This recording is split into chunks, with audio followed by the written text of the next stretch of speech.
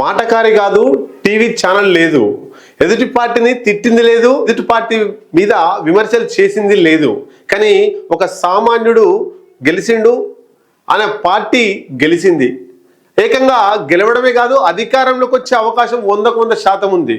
అక్కడ అధికారంలో ఉన్నటువంటి డిఎంకేను, ప్రతిపక్షంలో ఉన్నటువంటి ఏఐడిఎంకేకు చుక్కలు చూపిస్తూ కొత్తగా పార్టీ పెట్టి సంవత్సరం లోపే అధికారంలోకి వచ్చి చూపించిండు టీవీకే అధినేత విజయ్. సొంత ఛానల్ లేదు, కాకలు తీరిన వీరులు లేరు ఆ పార్టీలో, అంతా కొత్త వారే. ఈయన కూడా రాజకీయాలకు కొత్తే. మరి ఇటు ఆ తమిళనాడు ప్రజలు డిఎంకే కాకుండా ఏఐడిఎంకే కాకుండా టీవీకే పార్టీ విజయన్కు ఎందుకు పట్టం కట్టిర్రు అన్నప్పుడు కొన్ని కారణాలు ఉన్నాయి. ఒకే ఒక కారణంతో ఆయన పార్టీకి పట్టం కట్టినట్టు మనకు కనిపిస్తా ఉంది. ఏంటి ఆ కారణం ఒకసారి చూద్దాం.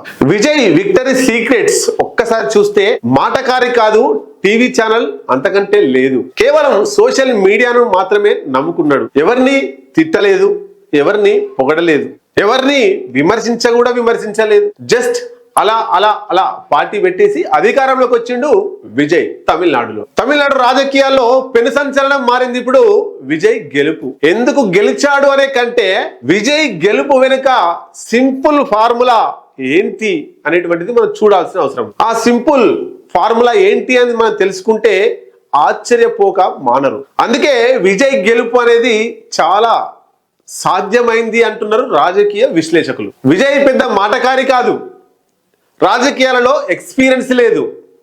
వేరే పార్టీలలో, ప్రతిపక్ష పార్టీ, అధికార పార్టీలో కాకలు తీరిన రాజకీయ కురువృద్ధులు కూడా ఉన్నారు, హేమీలు ఉన్నారు.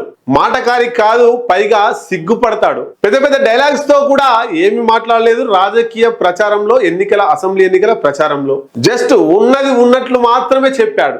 అందుకే అక్కడ ఉన్న యువత అంతా కూడా విజయన్కు దాసోహం అన్నారు. సొంత టీవీ ఛానల్ లేదు. ఏ రాజకీయ పార్టీ అయినా ఒక టీవీ, ఒక పేపర్ పెట్టుకోవాలని అనుకుంటారు, అధికారంలో ఉన్నా లేకున్నా.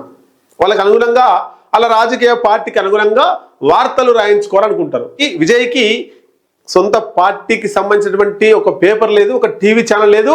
ఈయన నమ్ముకున్నది కేవలం సోషల్ మీడియాను మాత్రమే నమ్ముకున్నాడు. ప్రత్యర్థి పార్టీలపై వ్యక్తిగత దూషణ ఎక్కడ చేయలేదు, సిద్ధాంతపరంగా విమర్శించాడు తప్ప వ్యక్తిగత దూషణలు ఎక్కడ కూడా ఆయన స్థానం ఇవ్వలేదు. వ్యక్తిగతంగా ఎవరిని కూడా టార్గెట్ చేసి మాట్లాడలేదు. ప్రభుత్వ అవినీతిని, ప్రభుత్వ విధానాలను విమర్శిస్తూ తను అధికారంలోకి వస్తే ఏం చేస్తాను అని ప్రజలకు విప్పి చెప్పాడు.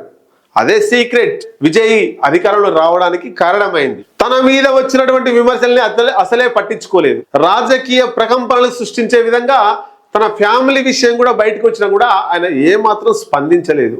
ఆయన కేవలం రాజకీయాల మీద, తన పార్టీ మీద దృష్టి పెట్టి ముందుకు వచ్చాడు. ఆ విమర్శలను కనీసం టచ్ కూడా చేయలేదు, ఆ విమర్శలకు కనీసం ఆన్సర్ కూడా చేయలేదు. ఇక టీవీ డిస్కషన్ లో మాట్లాడినటువంటి టీవీకే పార్టీ వాళ్ళు కూడా ఎక్కడ ఎవరిని విమర్శించలేదు. ప్రభుత్వ అవినీతి, చేతగనాని తనాన్ని మాత్రమే, వాటి గురించి మాత్రమే మాట్లాడారు. అంటే విజయ్ నుండి కింది స్థాయి క్యాడర్ వరకు ఏ పార్టీని వ్యక్తిగతంగా విమర్శించలేదు. ఆ కింది స్థాయి నాయకులు టీవీ చర్చల్లో పాల్గొన్నప్పుడు అధికార డిఎంకే పార్టీకి, ఏఐడిఎంకే పార్టీలకు రెండింటికి కూడా ప్రత్యామ్నాయం టీవీకే పార్టీ విజయన అని చెప్పుకొచ్చేది తప్ప ఎవరిని ఎక్కడ కూడా విమర్శించినట్టు మనకు కనబడతలేదు. ఏ పార్టీతోటి పొత్తు లేదని, ఎవరితో కలిసేది లేదని, గెలిస్తే మాత్రం ప్రజాసేవ చేస్తాం అనే నినాదంతో ముందుకొచ్చారు. అంటే తక్కువ సీట్లు వస్తే డిఎంకేతో పోతారా, ఏఐడిఎంకేతో పోతారా, లేదంటే బీజేపీతో పోతారా అనేటువంటిది తమిళనాడు ప్రజలకు చాలా స్పష్టంగా ముందే క్లారిటీ ఇచ్చారు. ఏ పార్టీతో, డిఎంకే, ఏఐడిఎంకే, బీజేపీ ఏ పార్టీతో పొత్తు ఉండదు, ఎవరితోని కలిసిపోము, కేవలం ప్రజాసేవ మాత్రమే చేస్తామని ముందే ఆ తమిళనాడు ప్రజలకు విజయ్కి సంబంధించినటువంటి ఎమ్మెల్యే అభ్యర్థులు అందరూ కూడా చాలా క్లారిటీ ఇచ్చేశారు. ఓడితే ఇంట్లో కూర్చుంటాం, గెలిస్తే ప్రజాసేవ చేస్తాం అని మాత్రం ఖచ్చితంగా చెప్పగలిగారు. ప్రజలను మెప్పించగలిగారు. చాయిస్ మీదే అని జనాలకు వదిలేసారు. కాబట్టి ఏఐడిఎంకే పాలన చూసిరు ఆ తమిళనాడు ప్రజలు, డిఎంకే స్టాలిన్ పాలన చూసిరు తమిళనాడు ప్రజలు. కాబట్టి ప్రత్యామ్నాయంగా ఇప్పుడు విజయన్ను చూడబోతున్నారు.